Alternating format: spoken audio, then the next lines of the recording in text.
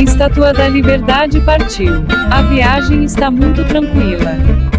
Vamos chegar logo. E não era essa a Estátua da Liberdade. É outra. Vamos tentar de novo. Estátua da Liberdade partiu. Parece que agora estamos indo na direção certa. Chegamos. Agora sim, vamos começar. Bom dia neste domingo, né? O programa é gravado na sexta-feira, mas o bom dia é para domingo. Temos aqui um convidado especial, Murilo Hidalgo, do Paraná Pesquisa. Bom dia, Murilo. Bom dia, Carlos Alberto. É uma satisfação estar participando com vocês. Uma honra. Bom dia, Luciana. Bom dia, Eustáquio. Bom dia, Rocha. Buenas. Bom dia. Olha aqui, essa semana, só para a gente começar com um registro, né, por um lado, um aspecto, sei lá, uma coisa ridícula, patética, as declarações de Paulo Guedes, né? Tem aí, numa semana triste, 400 mil mortes, né? E o Paulo Guedes falou, qual é a lista de bobagens aí, ô Taquinho? Não, a lista é tão grande que eu não sei, o pessoal tem que ajudar, né? Mas ele começou pegando aí nessa questão da pandemia, ele começou criticando o aumento da esperança de vida, né? E como a gente discutiu aqui em outros programas, o aumento da esperança de vida não só é um direito humano básico, mas ele é uma necessidade para o próprio desenvolvimento econômico de qualquer economia, porque ninguém, nem as pessoas, nem as famílias, nem o governo, nem as empresas, vai investir em capital humano se as pessoas vão morrer com 30 anos, entendeu? Você vai fazer, quem que vai fazer mestrado, doutorado, fazer ciência, se vai morrer com 30, 40 anos? Você precisa de ter um período de vida mais longo para você devolver para a sociedade esse investimento em capital humano. Então, estou falando assim, não só do ponto de vista de direitos humanos, mas do ponto de vista de economia, né, o aumento da esperança de vida é fundamental. E o Paulo Guedes critica exatamente isso. Quer dizer, passa a ideia que ele quer que as pessoas morram cedo. E eu diria assim, que isso é um desejo humano desde que o ser humano existe, é viver mais tempo, né? Enfim, desde que o ser humano é ser humano, ele quer viver mais tempo. Isso explodiu, você bem sabe, demógrafo, né? A expectativa de vida era em torno de 30 anos de idade até a Revolução Industrial. E a partir da Revolução Industrial só fez aumentar. E nós sabemos que as inovações foram fundamentais para isso. Uma inovação em particular, o vaso sanitário, foi fundamental, o encanamento doméstico, o esgotamento doméstico, né?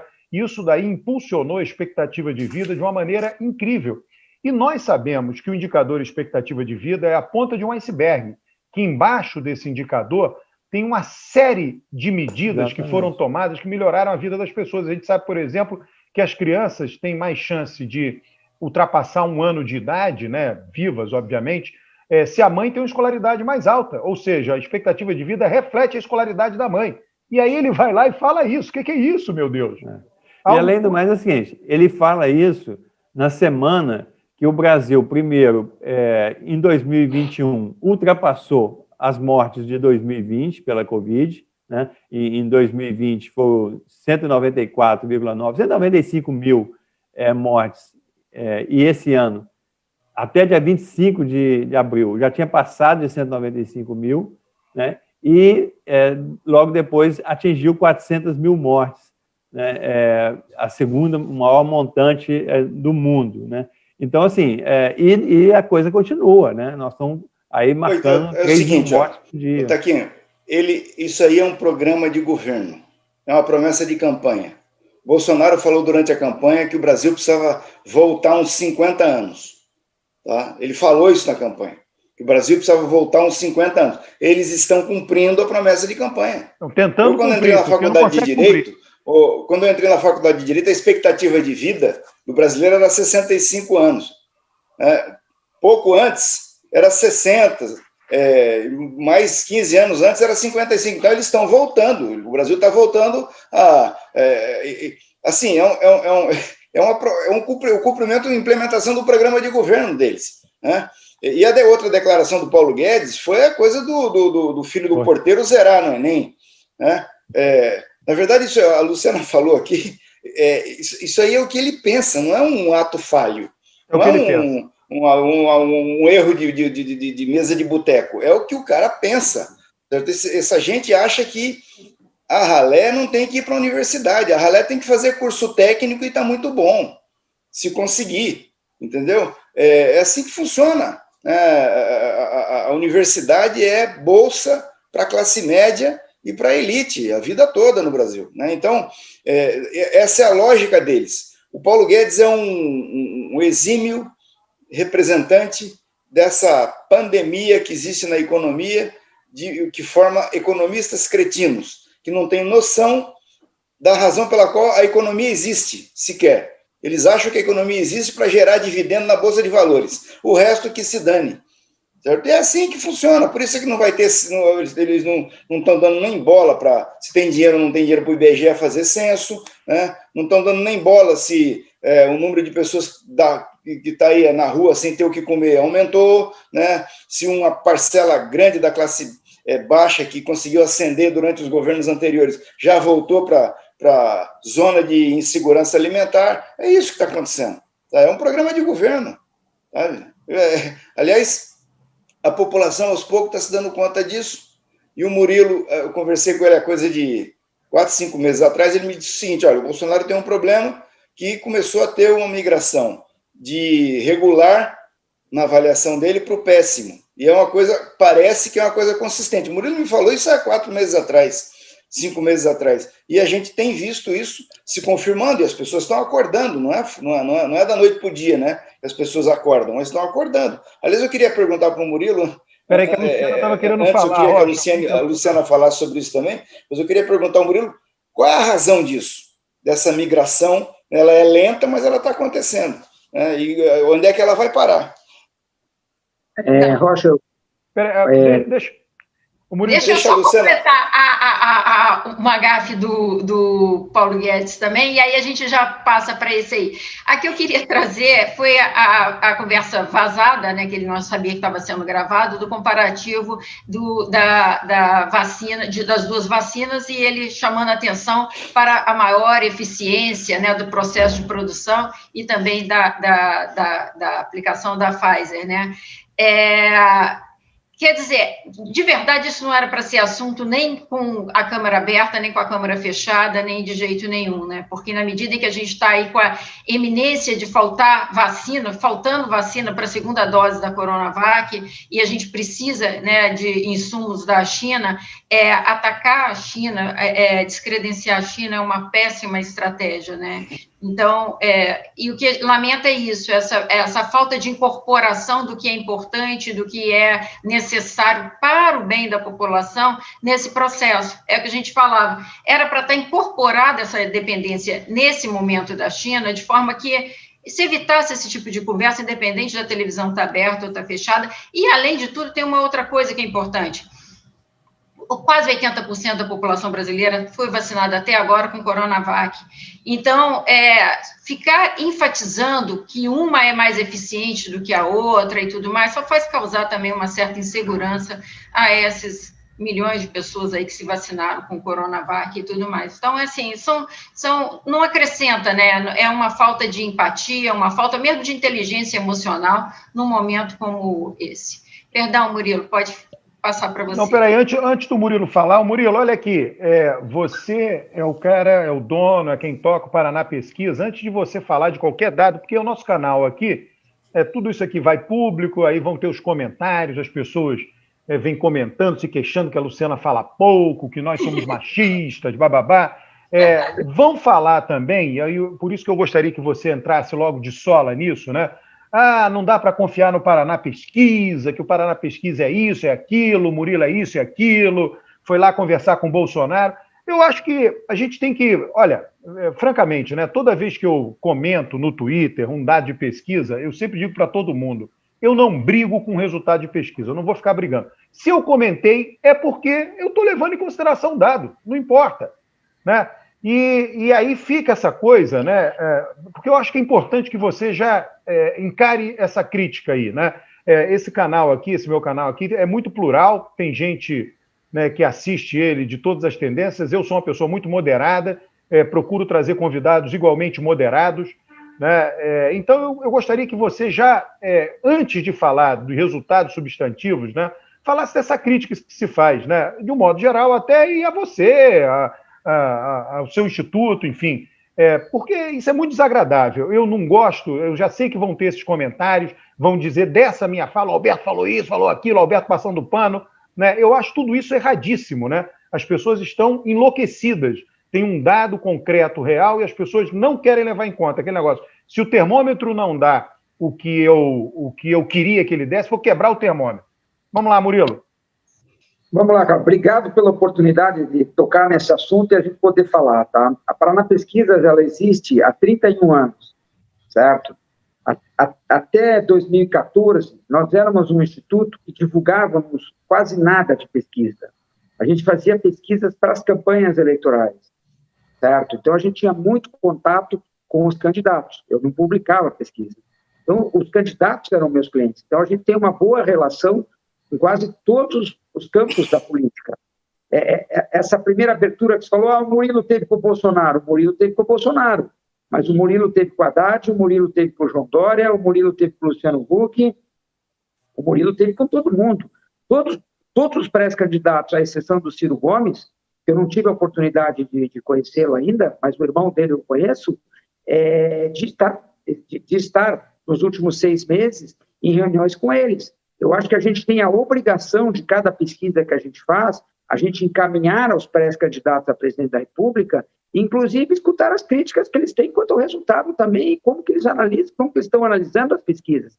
Isso faz da Paraná Pesquisas um instituto, ao meu ver, forte por causa disso, que a gente tem acesso a todos eles, aos elogios e às críticas, que para nós é muito claro. Qualquer candidato que esteja na frente, a pesquisa é boa. Qualquer candidato que esteja atrás, a pesquisa é ruim. Isso faz parte do jogo político, do jogo. Então, a gente encara com muita naturalidade. Mas a gente tem clientes em todos os partidos, certo? Em todos os partidos. Um dos meus principais clientes, que eu tenho orgulho de dizer, que a gente, praticamente, nacionalmente, a gente começou com eles, foi com o Paulo e com a Gleice, aqui no Paraná, certo? E todo mundo dizia que a gente era ligado ao PSDB, entendeu? Só que por que é o PSDB? Porque você fazia pesquisas nacionais e as pessoas acham que, como não estava favorável ao Haddad, você é vinculado ao outro lado, certo? Mas isso faz parte de um jogo que a gente tem que encarar com naturalidade, certo? Mas a partir do momento que a gente faz coisa errada, os próprios políticos denunciariam a gente, certo? Eles mesmos.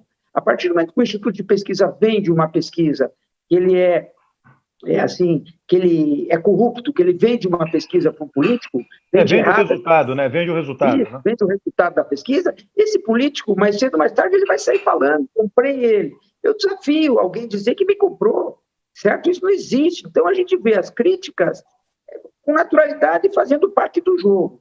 Agora, respondendo ao Rocha, eu vejo hoje que o maior problema do Bolsonaro, eu não tenho dúvida, que a queda dele nesse momento, que ele vem caindo, é a popularidade dele de gestão, principalmente por causa da crise pandêmica e a economia. A dúvida que eu tenho com essas frases dessa semana do Paulo Guedes, porque ele é tão estudado ele é preparado, certo? Se ele não fez isso com mais uma estratégia bolsonarista, de desviar a atenção. O desemprego é enorme, está morrendo muita gente. E aí perde-se muito tempo para comentar as pérolas que o Paulo Guedes soltou essa semana.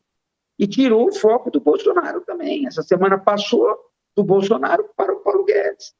Certo? Então, assim, porque não é possível que fale isso, né?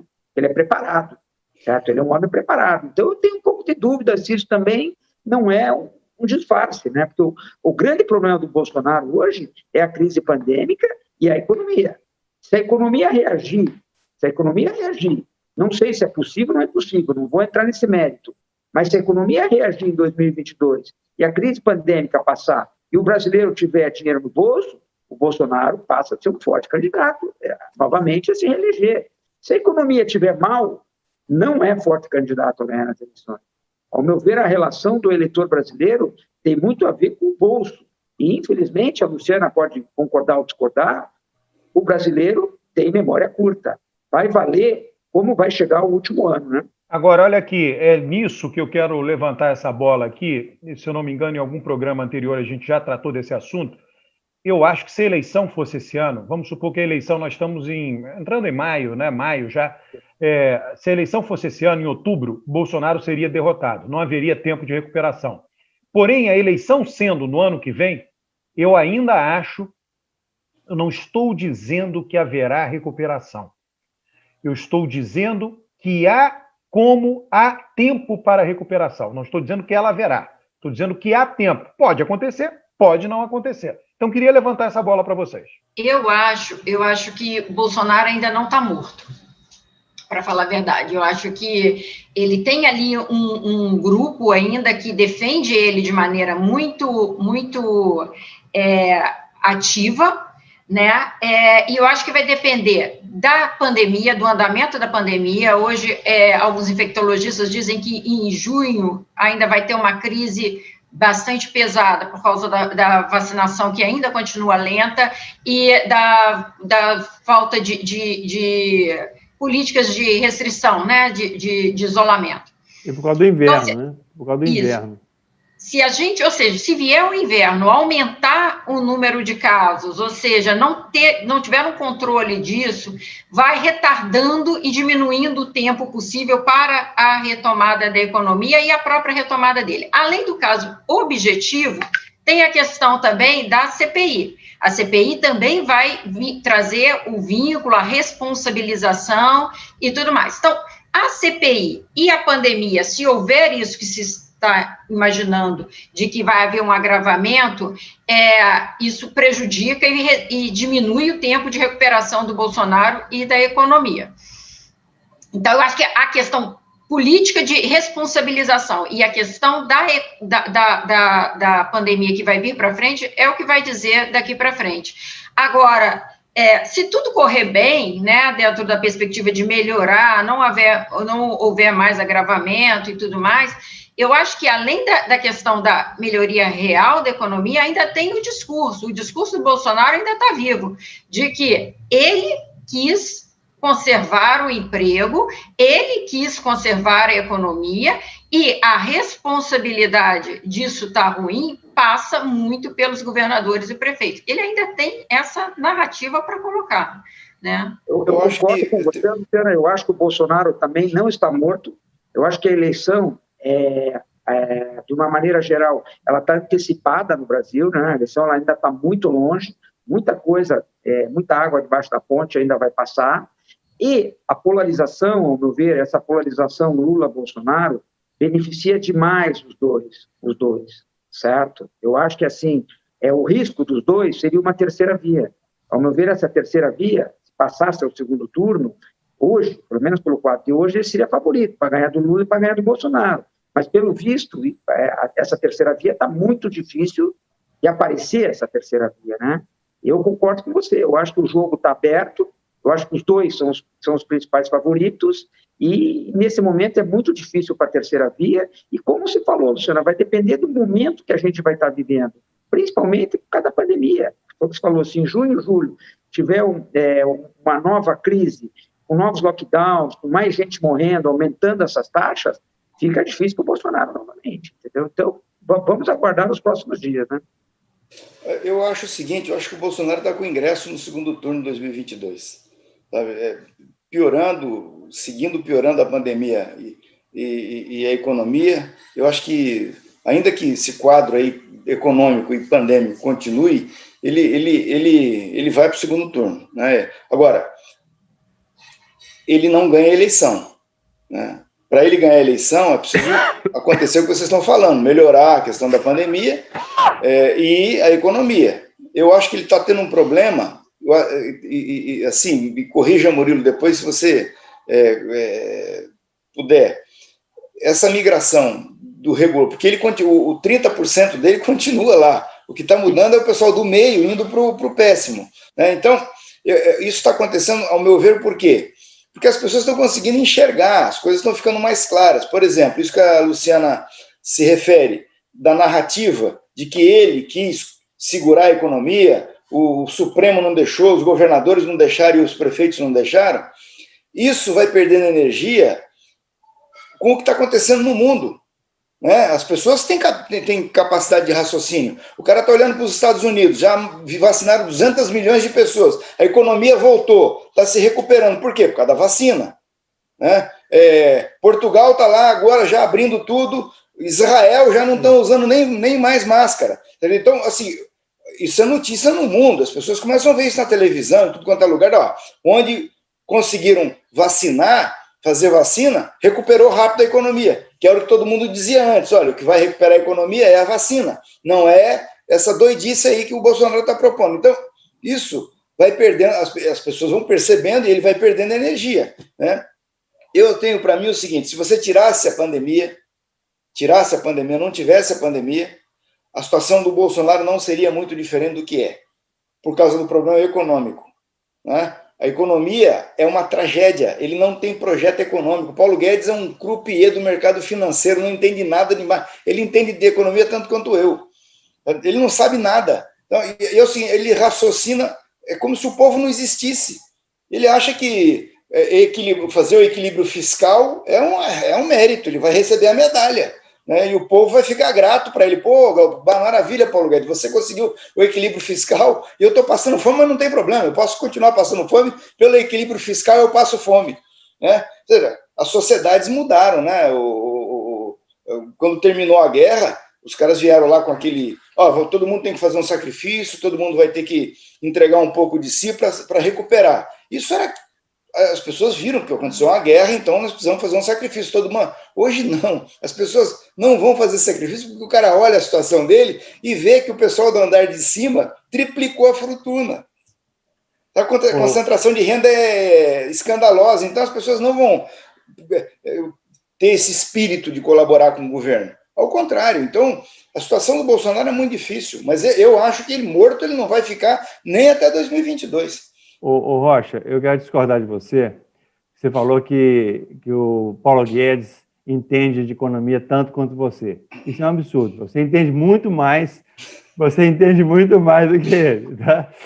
Pelo menos o tipo de economia que você entende muito mais do que ele. Agora, brincadeiras à parte, eu tenho uma tese aqui, o Alberto sabe dessa tese, que é antiga, desde o ano passado, que eu acho que o Bolsonaro não completa o mandato. Ele vai cair antes, ele não vai nem para o segundo turno, que ele vai cair antes. Eu ainda mantenho essa tese. Por quê? Porque eu acho que a economia vai se agravar muito, principalmente para a grande maioria da população brasileira, com dois elementos. A inflação vai subir em relação aos anos anteriores, tá? E principalmente por causa da fome. Sem contar o desemprego, né? Quer dizer, eu sempre falo aqui que nós temos mais de 32 milhões de pessoas desempregadas e subempregadas. Mas a fome, hoje tem um movimento grande no Brasil de ajuda, etc. E a fome ela está crescendo de uma maneira assustadora. No mundo, o preço de alimento está subindo, etc. Então, assim, eu acho que a situação do Brasil está ficando tão grave, né? Que o Bolsonaro não vai sustentar. E o elemento fundamental disso é a CPI, né? Porque a CPI está começando, por isso que o governo está com esse medo todo. É uma coisa descabida o que estão fazendo. Estão entrando no STF contra o regimento interno do Senado para impedir o Renan a ser relator. A Luciana fez um artigo interessante contando todo esse drama aí da CPI, né? E o Renan já deixou claro, ele vai observar os fatos e vai culpar o responsável pelo fato. E todo mundo sabe quem que são os culpados, né? Semana que vem, essa semana que começa agora, né, os ministros vão participar e vai abrir uma caixa de Pandora, essa CPI, né? E eu acho ainda que tem grande probabilidade do Bolsonaro ser empichado a partir dos resultados da CPI. Eustáquio, a gente já andou conversando aqui, né? A Covid está surpreendendo todo mundo, né? Ela já surpreendeu todo mundo, no Brasil e no mundo. Ninguém imaginava que haveria segunda onda, terceira onda, que a produção de vacina no mundo inteiro vem sendo lenta, né? Óbvio que a demanda é a população mundial, então você tem que produzir 2 doses, 14 bi de vacina, não é algo simples, né? Então ela está surpreendendo. Eu acho que tem tempo para o Bolsonaro se recuperar, mas dadas as surpresas que a Covid reservou, não só no Brasil, mas no mundo inteiro, pode ser que ele não se recupere por isso. Quer dizer, a gente falou em segunda onda, já se fala em terceira onda, já teve alguém já dizendo que o Brasil vai atingir 1 milhão de mortos, né? talvez você tenha que vacinar todo ano, mas vacinar rapidamente. O presidente é contra a vacina, então se a gente mal consegue a primeira rodada de vacina, imagina a segunda. Então tem 1000 complicadores aí pela frente, né? Esse é um lado. A outra coisa aí que o Rocha falou, do andar de cima, que eu sempre chamo a atenção, que as pessoas, né, não consideram isso, o andar de cima é muito beneficiado pelos subsídios do orçamento da União. Eu tenho dados de 2018 na cabeça, mas isso não muda muito, né? Vai aumentar em valores absolutos, em valores proporcionais não muda. Em 2018, o Guilherme Afif Domingues é a figura proa desse lobby do Super Simples, do Simples Nacional, que não há nenhuma prova empírica do que o Super Simples resulte realmente na geração de empregos, né? Você tem uma isenção fiscal, um subsídio fiscal gigante para as pequenas empresas, isso tudo apoiado pelos clubes de diretores lojistas, pelas FEComércios, associações comerciais, todas que votaram em massa em Bolsonaro, todo município do Brasil tem um clube diretor lojista. E todos eles apoiam o Super Simples. E a figura de proa disso aí é o Guilherme Afif Domingues. Em 2018, os subsídios do Super Simples atingiam 75 bilhões, mais de 2 vezes o Bolsa Família. Ou seja, o andar de cima é beneficiado com um subsídio orçamentário absolutamente gigante. Mas aí não é andar de cima, né? É andar de cima. Aí, como não é andar de cima? O Super Simples não pega o limite de pequena e média empresa? Sim, mas quem são esses pequenos e médios empresários, Eustáquio? São pessoas bem posicionadas na sociedade. Mas não é gente do Bolsa Família, é um andar de cima. Vamos dizer, andar do meio. Não, né? Pô, a pessoa tem um alvará, todo mundo declara imposto de renda. Se você pegar o subsídio do imposto de renda, todo mundo declara imposto de renda. Quem declara andar de cima em relação à pobreza geral. Pobreza geral. Mas, assim, mas existe o subsídio, saiu essa semana o subsídio aí do andar de cima mesmo, lá da cobertura. Tá, né? Mas esse 75 bi. Esse 75 bi. A Zona Franca de Manaus foi 25 bi, somos 2 da 100 bi. A Zona Franca de Manaus é absolutamente inútil. Eu também acho.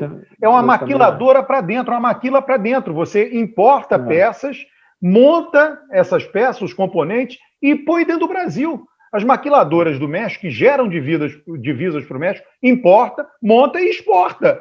A maquiladora tem que ser para fora, não tem que ser para dentro. A Zona Franca está totalmente errada, a concepção da Zona Franca está totalmente errada. 25 bi de subsídios para salvar determinados empregos ou uma determinada cidade bolsonarista. Uma cidade cuja votação do segundo turno de 2018 foi 65% Bolsonaro, 35% Haddad.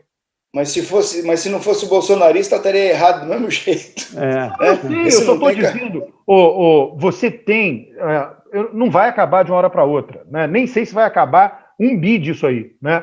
Mas isso é um nó político, entendeu, Rocha? Você tem 75 bi do Super Simples, 25 bi da Zona Franca de Manaus, 12 bi da classe média alta de subsídio para a educação, no imposto de renda, né? Isso daí dá um programa de renda mínima universal. E não tem, Rocha, não tem 2 bi para fazer o censo. Aí. É isso aí. Deixa eu fazer uma pergunta para o Murilo. Murilo, teve o impeachment da Dilma. Em seguida, 2016, o PT foi devastado. Tinha 600 e tantas prefeituras, saiu com 200 do processo eleitoral. Em seguida, vem o processo de 2018. O Lula é preso, impedido de concorrer, e aí monta assim, eu me refiro àquilo como um bunker de resistência, né, de segurar a candidatura até o final, colocar o Haddad e tentar ir para o segundo turno e sobreviver. Resultado, fez a maior bancada na Câmara, o maior número de governadores, uma bela bancada de senador, hoje é o partido que tem mais dinheiro no fundo eleitoral e partidário, sobreviveu, estancou. Aí vem a eleição de 2020, mesma coisa, conseguiram estancar a sangria. Agora, com o Lula solto, liberado, sem risco de ser impedido de concorrer, o que você acha que vai acontecer? O Lula agora está indo para Brasília, sendo convidado por embaixador para bater papo, né? Embaixador nenhum convida político para bater papo se o cara não tem importância no tabuleiro, né? Expectativa de poder. expectativa de poder, que nem o Carlos Alberto falou, mas não tenho dúvida, Rocha, que em 2022, com a candidatura do Lula sendo confirmada, a bancada do PT, com certeza, vai crescer na Câmara e vai crescer no Senado, com certeza. Fora que muita gente agora deve se animar em concorrer às eleições nos estados, né, pelo PT. Eu acho que isso também faz com que as projeções de aumento de bancada sejam reais, né? Não tenho dúvida que isso, o PT volta a ser protagonista, né? Coisa que na eleição passada, presidencial, naquela dúvida, Lula ia preso, não ia dar de candidato, e tudo aquilo ali dificultou muito, né? E era um momento muito ruim para o PT também. Agora, é muito claro que o Lula, ao meu ver, ele é muito mais forte do que o PT, né? Eu acho que o Lula vai alavancar o PT novamente, principalmente a nível de bancadas, tanto na Câmara quanto no Senado, como nas Assembleias Legislativas, né? Com certeza o PT volta a crescer. Você acha que o Lula chega em 2022 numa condição de dizer, eu não quero ser, vai ser a Luciana, minha candidata a presidente da República? Você acha que o Lula vai ter essa energia? Particularmente, Rocha, eu comungo um pouco com o que você falou. Eu vejo assim, diferentemente, poucos concordam comigo, mas eu falo, não tenho medo de falar.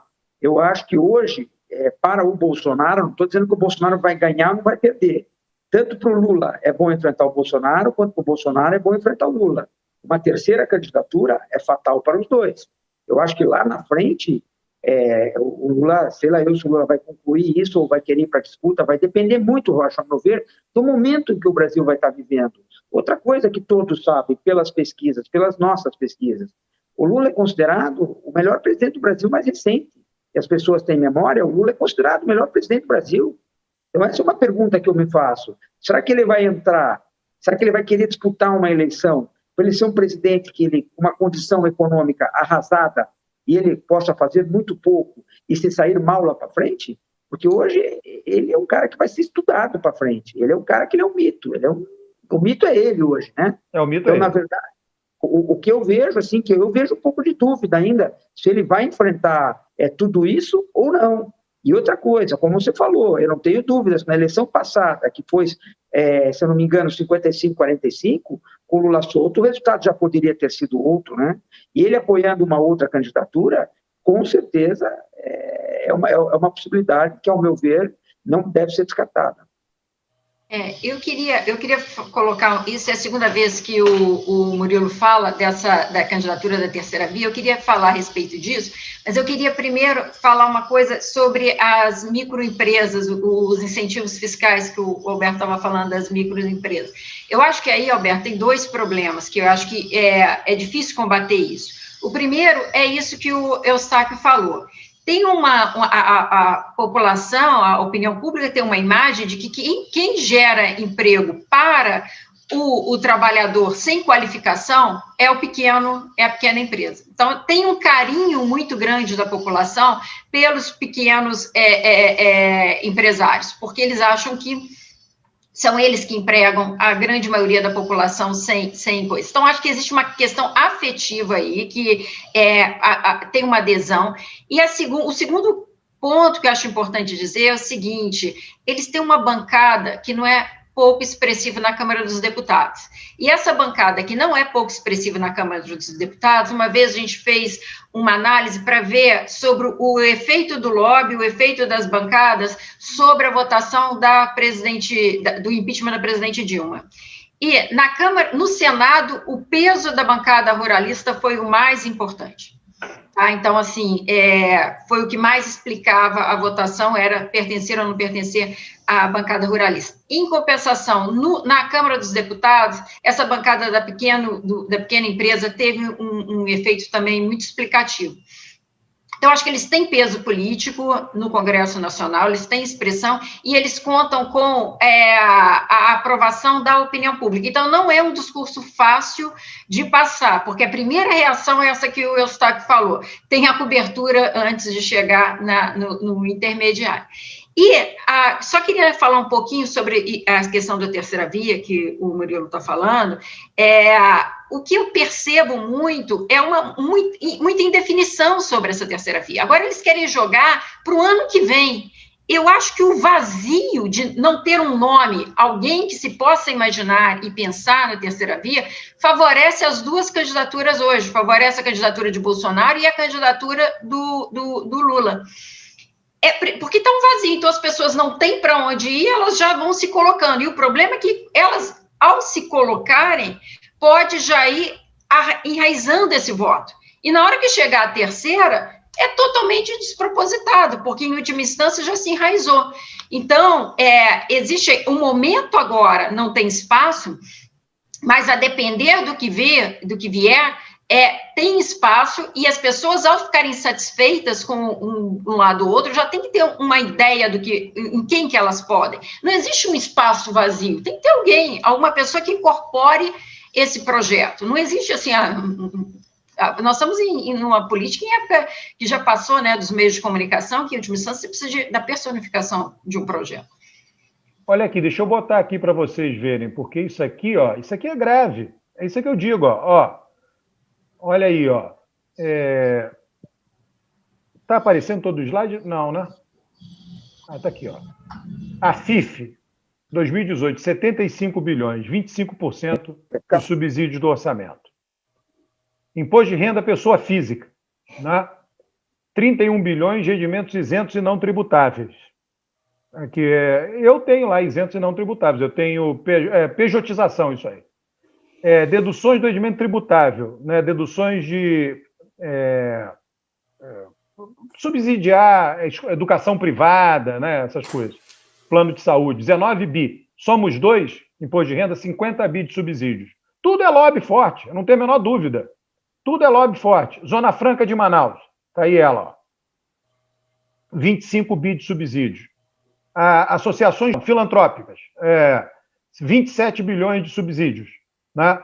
Total, 52 bilhões. Soma essas três colunas, 179 bi de subsídios. Beneficiam a quantos? Soma aí, Eustáquio, quantos que são beneficiados por isso? Meia dúzia. Agora, isso aqui, ó, 30 bilhões, 14 milhões de família. Aí você tem que escolher. É prioridade, não tem saída. O dinheiro existe. O dinheiro existe, ele está no orçamento. Agora você tem que escolher se você vai atender a maioria com pouco dinheiro ou se você vai atender uma minoria com muito dinheiro. E aí, de fato, você precisa de liderança política. Eu não tenho a menor dúvida que os lobbies são fortíssimos na Câmara e no Senado. Agora, o dinheiro está no orçamento, né? O dinheiro está no orçamento da União. O dinheiro não precisa ser inventado. O Brasil não precisa se endividar. Recuperando um pouco do começo da nossa conversa, das frases do Paulo Guedes, quando ele fala, tá, do filho do porteiro, né, e você pega esse dado aí, que você citou, que numa comparação muito feliz, né, 14 milhões de famílias são atendidas com 31 bi, certo? E você pega do outro lado, tem quase 80 bi destinado a 500 mil pessoas, sei lá, 400 mil pessoas. E aí o Lula tem uma frase, mas aí é o seguinte, essa frase é dele porque ele passou fome. Né? Eu acho que essa questão da experiência pessoal ela é importante. Né? Paulo Guedes nunca teve esse troço. Não, ele falar para ele que o filho do porteiro zerou no Enem, ele fala, né? Porque ele não sabe o que é isso, não tem a menor ideia. Ele fala como se estivesse na mesa do boteco falando. Agora, o Lula não. E aí, assim, quando o Lula tem uma frase que eu gosto muito, que ele diz o seguinte, é melhor você dar um pouquinho de dinheiro para um monte de gente do que você dar um monte de dinheiro para um pouquinho de pessoas. Entendeu? Mas o nosso orçamento é isso. O problema, o nosso orçamento tem subsídio para água mineral. 500 milhões por ano para água mineral. Quem é que bebe água mineral no Brasil? Pobre bebe água mineral? Não bebe. Se você for somar a quantidade de subsídios de 500 milhões no orçamento, tipo esse de água mineral, você não acredita o que vai ter lá. Só que ninguém mexe. Todo subsídio tem uma razão boa para estar lá. É claro, senão não estaria, pô. Você entendeu? Senão não estaria lá. Mas olha, o que eu quero dizer é o seguinte, para devolver a palavra para o Murilo ali. Isso não vai mudar. Essa política econômica que está aí, ela não vai mudar, ela vai chegar em 2022. Não vai ter alteração nisso. Alguém acha que se tirar o Paulo Guedes, vem aí alguma coisa diferente? Não vem porque o governo do Bolsonaro está garroteado pelo mercado financeiro. né? O mesmo garrote do Temer, é a mesma coisa. Pois é, mas eu queria perguntar para o Murilo, que ele falou, acho um negócio interessante, falou que as dificuldades, né, que o próximo governo vão ser tão grandes que pode até atrapalhar a biografia do Lula, né? Você acha, Murilo, que a herança, vamos dizer assim, a herança maldita aí para 2023 vai ser muito maior, que vai comprometer um possível governo do Lula? Olha, a gente anda muito pelo Brasil, e o que eu vou dizer para vocês, não vou entrar muito no detalhamento interno da economia, mas do que a gente consegue visualizar e o que a gente vê nas pesquisas. Principalmente nas grandes cidades, você vê o comércio, os serviços fechando, né? O desemprego, a situação ela é muito difícil. E principalmente se a pandemia continuar. Eu acho que se a pandemia continuar, vai afundar cada vez mais a economia, certo? E a dificuldade, seja para o Bolsonaro reeleito, ou seja para o Lula, um outro candidato eleito, as dificuldades serão muito maiores de quando o Bolsonaro pegou o governo, quando o PT assumiu o governo, quando qualquer presidente assumiu o governo. Então, a gente vê um cenário muito escuro para frente. Então, eu acho que isso pode pesar um pouco na decisão do presidente Lula, dele ser ou não ser de volta.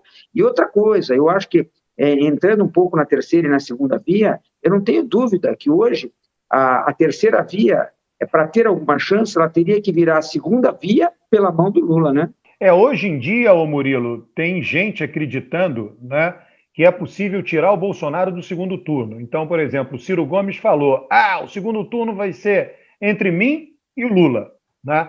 Então, tem várias figuras dizendo isso aí. O objetivo Kassab, é que né? o Kassab falou, Bolsonaro não vai para o segundo turno. Então, todo mundo considera certo Lula no segundo turno, mas considera incerto, por causa da pandemia, eu acho que as pessoas estão desprezando o fato de a gente estar longe da eleição, Bolsonaro no segundo turno.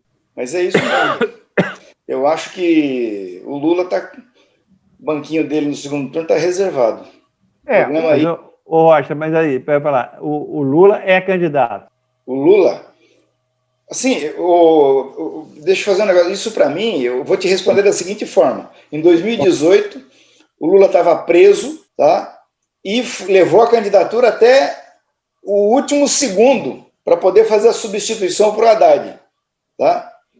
E foi um processo, o Murilo está aí, o Alberto está aí, acompanharam isso, foi um processo, muita gente, não a maioria do partido, mas muita gente, muito governador, gente da bancada do partido, questionava, que achava que a substituição tinha que ser bem antes, para o Haddad ter tempo de fazer campanha, né? E tinha gente que achava que tinha que apoiar o Ciro Gomes, o candidato tinha que ser o Ciro Gomes, e o Lula, com a maioria do partido, foi levando o processo até o último minuto, sob o pressuposto de que quanto menor fosse o tempo entre a substituição e a eleição, maior seria a enxurrada de voto na transferência.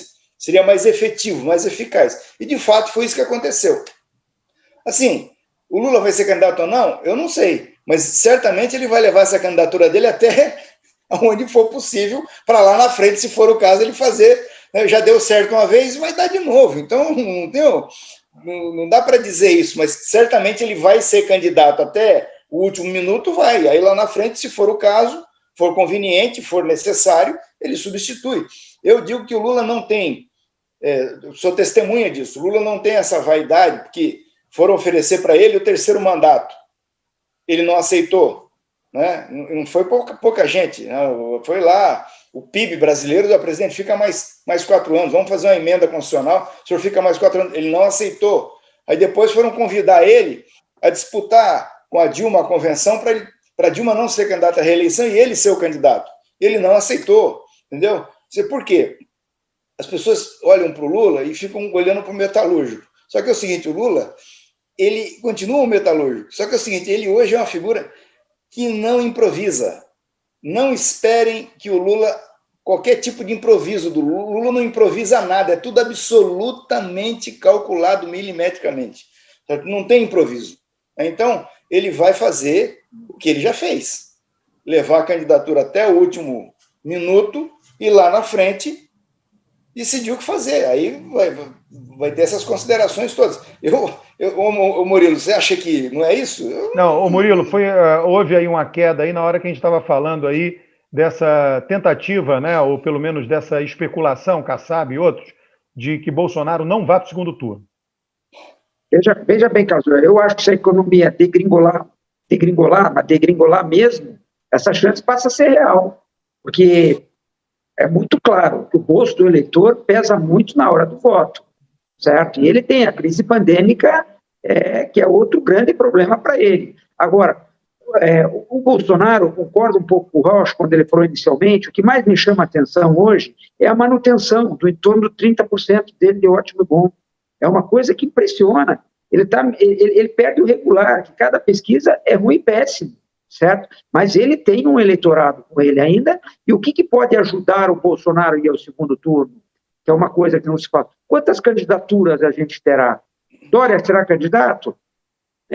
Amoedo será candidato? Álvaro Dias será candidato? Quantos virão? Marina Silva será candidata? Um exemplo. Quantos candidatos virão? Isso dificulta muito também para uma terceira via, né?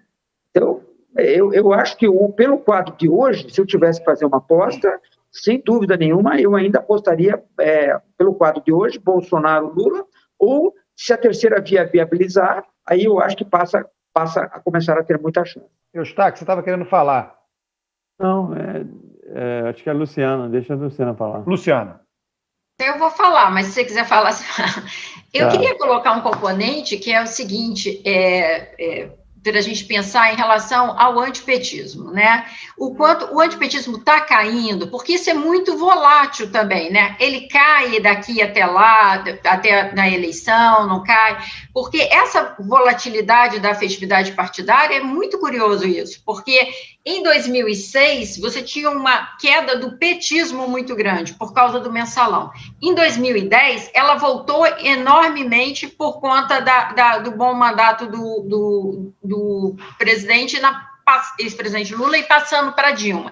Depois você tem o final da Dilma com não só queda do petismo, mas crescimento do antipetismo. O que aconteceu de 18 para cá? Será que esse antipetismo vem sendo reduzido?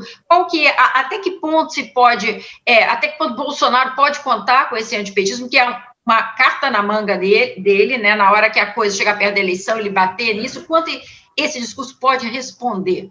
Eu acho que isso é uma variável do antipetismo, que também é uma coisa que a gente tem que considerar daqui até lá. Olha aqui, a gente sempre trata aqui, viu, do tema da pandemia, inevitável. Essa semana, o Brasil atingiu a triste marca de 400 mil mortos, né? E o tempo, né, dos 100 mil mortos está diminuindo. Até atingir 100 mil demorou tanto, diminuiu esse período para atingir 200 mil, diminuiu para atingir 300, diminuiu para atingir 400. Eustáquio, vai diminuir para atingir 500 mil? Quer dizer, as projeções de 500 mil mortos estão para qual mês? Não, eu acho que não. Eu vi o Nicoleles falando que pode ser em 40 dias, né? Porque é o seguinte, a média de mortes por dia, ela está em torno de 2.500. Tá? Então, é o seguinte, se mantiver essa média de 2.500, dá 40 dias. 40 vezes 2,5 dá 100, aí a gente vai para 500 mil. Né? Mas essa média está caindo. Né? Ela teve em 3.200 tal, e veio caindo para 2.500, e o número de casos está caindo também. Então, eu acredito que agora, em maio, né, esses números vão diminuir. Tá? O problema disso é o seguinte, que dá uma falsa sensação que as coisas estão melhorando, porque vai diminuir assim, para 2.000 mortes por dia, para 1.800 mortes por dia, é muita coisa. E aí as pessoas falam, diminuiu, vamos liberar tudo. E aí vem o inverno, isso que a Luciana já falou no início.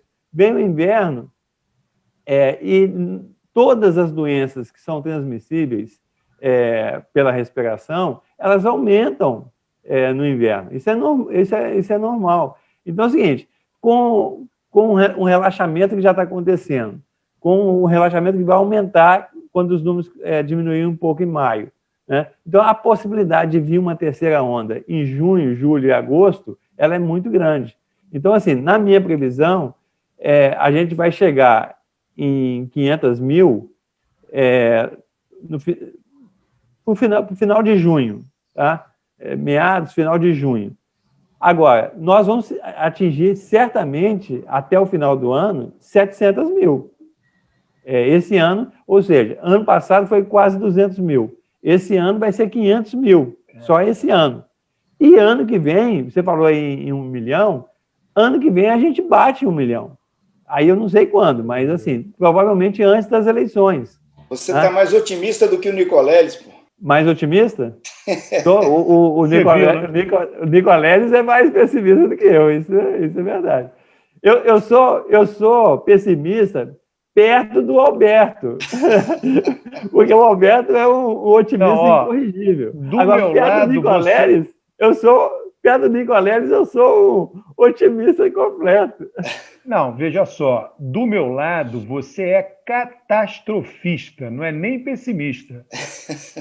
Quem ouve você falando do meu lado acha que amanhã o Brasil vai ser arrasado por um tsunami, literal. Vai cair um meteoro no meio do Atlântico. Mas o Luiz Marques esteve aqui no programa e falou que ele é mais pessimista do que eu em relação às coisas do meio ambiente. Então, assim, eu estou chegando à conclusão que eu sou um pessimista light. Entendeu?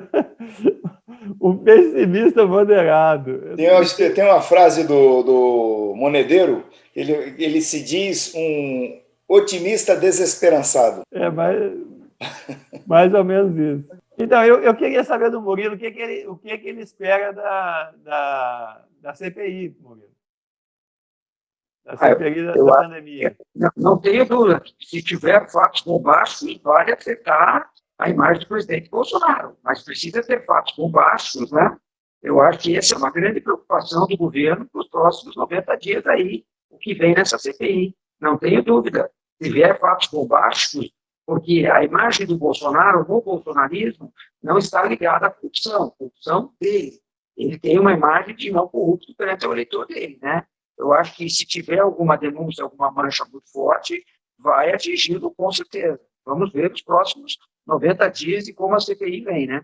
Agora, Murilo, você não acha, vamos supor, que não tenha nenhum fato bombástico. Os fatos são esses que estão aí, vão ser colocados juntos, vão ter os depoimentos, a mídia, né? Mas vai haver uma bateção de martelo no mesmo ponto. Bolsonaro é responsável, Bolsonaro é responsável, Bolsonaro é responsável. Você acha que isso também não tem impacto? Roberto, deixa eu só pegar uma carona aí, Murilo, antes de você falar. O que o Murilo, eu estou aqui olhando, o que o Murilo pensa que pode ser bombástico? Por exemplo, Pazuello chegar lá, sentar na cadeira e dizer, não, eu fiz porque o presidente mandou fazer. É que, Rocha, essa narrativa do Bolsonaro com a Covid, o eleitor dele sabe, e infelizmente a grande maioria do eleitor dele defende o que ele pensa. É o pior, certo? Esse é o pior. Eu acho que o que pode afetar o Bolsonaro muito nessa CPI é fatos ligados à corrupção, é desvio, roubaram dinheiro. Isso eu acho que pode afetar muito ele. Essa bateção vai afetar, mas vai afetar, ao meu ver, pouco, certo? Porque, infelizmente, o eleitorado dele não pensa muito diferente dele, não. Porque o que é regular, ele está perdendo. Ele está perdendo, certo? Então, eu acho que esses 25, 30, de ótimo bom que resta para o Bolsonaro, infelizmente, a grande maioria pensa como ele, certo? Pensa como ele, com relação à pandemia, né? Com relação a como ele trata a pandemia. Ele representa esses eleitores. Ele efetivamente representa. Exatamente. Eu acho que o que pode causar um impacto pesado contra o Bolsonaro são denúncias de corrupção, né? Aí eu acho que pode ser fatal para ele. Mas sabe o que eu acho? Eu acho o seguinte, mais ou menos nessa linha aí que o Murilo e o Alberto estavam falando, é o seguinte, também não se pode esperar que as informações da CPI vão persuadir o 30%, 25% a 30% do Bolsonaro. Esse está muito fechado com ele. E, inclusive, processa o que vai receber de informação, os canais e tudo mais. Então, ele é uma audiência muito ativa nessa seleção das informações. Mas volta ao que o Rocha está falando desde o início. O regular vai atingir o regular. Mas se atingir o regular, em termos de adesão ao governo, já é um impacto muito forte. Não precisa atingir o 30% para desequilibrar mais o governo na opinião pública, né? Então, eu acho que esse aspecto é um aspecto importante. E eu acho mais, inclusive, uma coisa que vocês dois disseram, que é o seguinte: o Bolsonaro representa um segmento, não sei se nem tanto em relação ao que tange ao combate da pandemia, mas da vida de maneira geral, dos valores de maneira geral. Tanto é que as pessoas até aceitam dizer o seguinte: ele está sendo infeliz na fala, ele fala de maneira mais... O que eles defendem ele está errando no modo, mas que ele não está errando necessariamente no que é efetivo. Então, tem uma eles atenuam os erros. E talvez a CPI possa fazer... ao trazer um pouco mais de evidência, porque uma coisa é você dizer que o presidente é ruim porque o presidente não usa máscara, né? Outra coisa é você dizer o presidente é ruim porque ele deixou de comprar a vacina, que eles já sabem, eu concordo com você, deixou de comprar a vacina, e deixou de comprar a questão para intubação, do kit de intubação. Isso é muito triste, isso impacta muitas pessoas. Então, se a CPI conseguir responsabilizar, voltando sempre a história do responsabilizar, pode não atingir o 30%, mas consegue atingir esse 70% e tudo mais. Então, assim, eu acho que a gente pode esperar, não no núcleo duro, mas nesse segmento intermediário, alguma coisa nesse sentido. Eu só volto à minha pergunta anterior, ao meu ponto anterior. Até que ponto isso vai ser mais forte do que o outro? Isso é uma coisa que a gente vai ver com o decorrer do tempo, com as coisas que vão acontecendo pela frente. Chegamos no nosso horário, eu vou pedir para... Eu não vou mais falar, né? Eustáquio não falar, Rocha não falar, e que o nosso candidato o nosso convidado, Murilo, finalize o programa. Terceira via. Terceira via. Carlos, eu que agradeço a todos vocês pelo espaço, foi uma honra ter participado desse espaço, e dizer que a gente vê a política hoje, está cada vez mais difícil, a política está cada vez mais pesada, né? Que a política fique muito mais no campo das ideias, nas discussões, do que nas agressões pessoais. Esse eu acho que é um grande problema do Brasil também, e eu acho que isso é que desestimula muito, talvez, uma terceira via querer disputar as eleições. Hoje, ser candidato a presidente do Brasil não é fácil. Eu te diria, para o cidadão tomar uma decisão de entrar numa campanha, por exemplo, para Luísa Trajano entrar numa condição, Luciano Huck vir a ser candidato, não é fácil, porque eles entram numa batalha de um campo de destruição, não é um campo de construção. Então, eu acho que a gente tem que começar a fazer a política de uma forma diferente, como era lá para trás, né? As eleições têm que ser discutidas no campo das ideias, não nas agressões pessoais. Se é tanto para o lado do Bolsonaro, quanto para o lado do Lula, quanto para todos os candidatos, que eles têm mais tempo para falar principalmente sobre economia e sobre pandemia do que sobre acusações que eles recebem todos os dias, né? Eu acho que é isso que o eleitor espera na próxima eleição, inclusive. Pessoal, bom dia para vocês. Muito obrigado, Murilo, por ter aceitado aí o convite, hein? À disposição sempre.